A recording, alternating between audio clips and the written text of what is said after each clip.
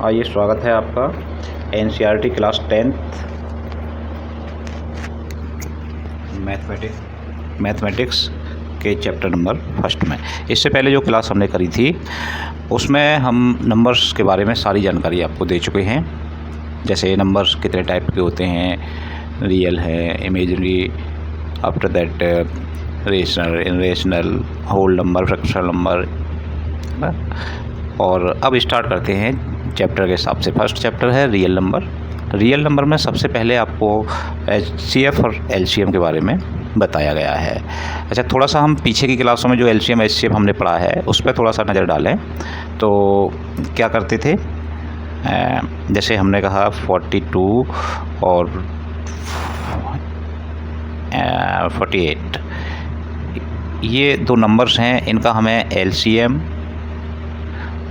और एचसीएफ दोनों find out करने हैं। तो एक जनरल सा मेथड हमारा होता था, हम क्या करते थे कि फैक्टर्स कर लिया करते थे। 42 के फैक्टर क्या होंगे, 2,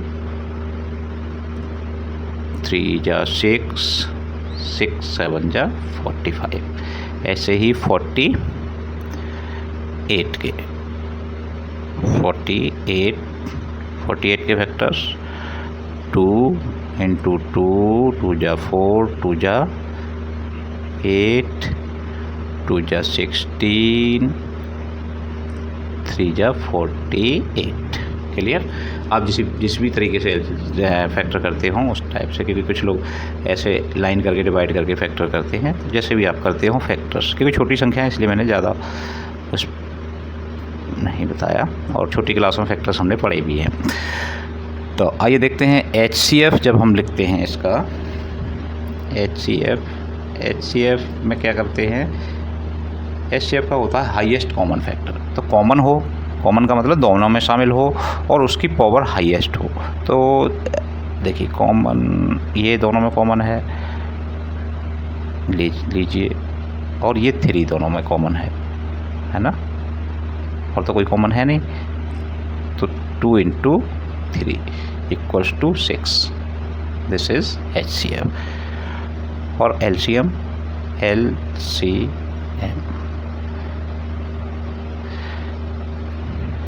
में क्या करते हैं, जिसमें हाईएस्ट पावर देखते हैं। जैसे 2 की हाईएस्ट पावर यहाँ पर है 4, मीन्स 2 की पावर 4, या मैं बार बार 2 इंटू 2 इंटू 2 इंटू 2 लिख दूँ, कोई प्रॉब्लम नहीं है ना। और फिर 3 की हाईएस्ट दोनों में बराबर है तो इंटू 3, कोई दिक्कत नहीं है ना। और हाँ, एंड 7 की जो हाईएस्ट पावर है वो यहाँ पे है और वो है सिंगल, तो इंटू 7, कोई प्रॉब्लम नहीं। इनका मल्टीप्लाई करेंगे, मल्टीप्लाई करने पर 16 to 32 और 133, क्योंकि यहाँ तक ये 16 हो रहा है और ये हो रहा है 21, तो 21 में 16 का मल्टीप्लाई हमने कर दिया। ये इसका हो गया एलसीएम। ठीक, ये मेथड हमारा लास्ट क्लासों में हमने पढ़ा। ठीक, ये बात हुई एलसीएम और एचसीएफ की। अब इसके बाद में एक चीज़ और हम पढ़ते थे पीछे क्लासों में, बहुत छोटी क्लासों से सिखा दिया जाता है, डिवाइड। और डिवाइड का बहुत अच्छा सा वो होता है। जैसे मैं एक छोटा सा लिख दूँ कि यहाँ मैंने लिख दिया 37 डिवाइडेड बाई 5, है ना। तो क्या करते हैं, इसमें डिवाइड करते हैं, कितने टाइम जाएगा, 7 टाइम इसका चला जाएगा 35, और रिमाइंडर जिसे शेष कहते हैं कितना बच जाएगा, 2, है ना। ऐसे ही करते थे। अच्छा, अब मुझे कोई बताए, क्या मैं इसे ऐसे नहीं लिख सकता कि 37 इक्वल्स टू इन दोनों का मल्टीप्लाई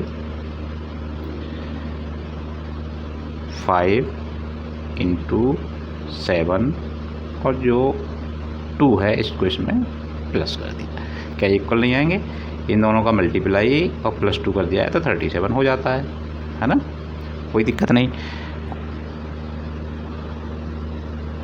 और अगर इसको हम जनरल रूप में लिखेंगे, इसको मैं कह दूं A, इस 5 को कह दूं B, और इस 7 को कह दूं Q, और प्लस इस रिमाइंडर शो कर दूं R से।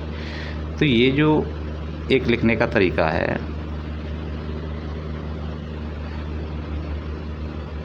ये जो तरीका है ये एक हमारे ग्रेट मैथमेटिशियन हुए हैं, उनका नाम है यूक्लिड। ये कहलाता है जी यूक्लिड का डिवीजन लेमा। क्या कहलाता है भैया? Euclid's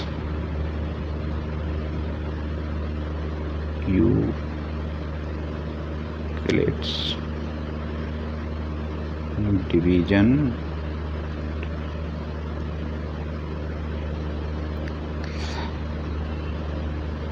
lemma.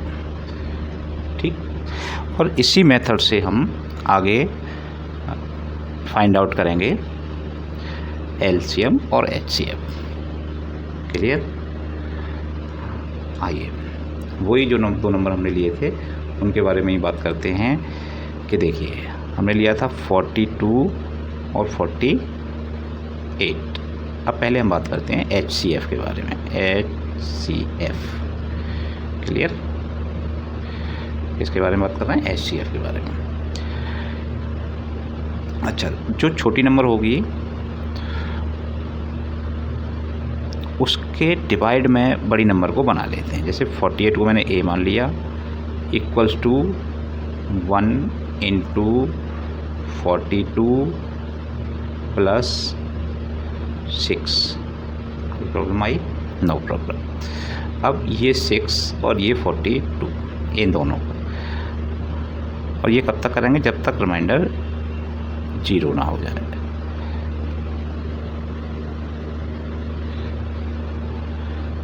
फोर्टी टू को 6 के उसमें लिखेंगे कि 6 इंटू 7 प्लस 0। ये जो बी आता है, अगर यहाँ 0 रिमाइंडर आ जाए तो this is the HCF of the given two number. So HCF of 42, 48 equals to क्या हो गया भैया हमारा 6। जैसे ही रिमाइंडर आ जाए तो ये जो बी की जगह पे जो वैल्यू आएगी वो हमारा क्या हो जाएगा? एचसीएफ हो जाएगा उन दो नंबरों का। अच्छा, एक चीज़ हम और यहाँ बताना भूल गए कि ये जो आर है इसकी जो वैल्यू होती है ऑलवेज क्या होती है भाई? रिमाइंडर जो होगा वो जो इससे डिवाइड कर रहे हैं उससे तो कम ही होता है हमेशा।